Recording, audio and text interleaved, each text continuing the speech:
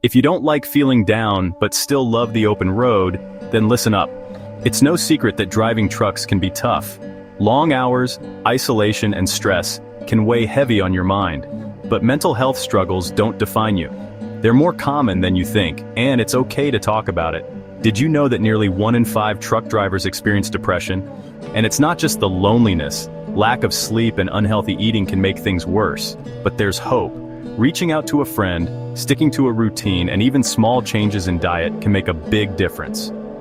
Don't be afraid to seek help if you need it. There are resources out there just for you. Remember, you're not just hauling goods, you're driving your life forward. Stay strong, stay safe, and keep moving.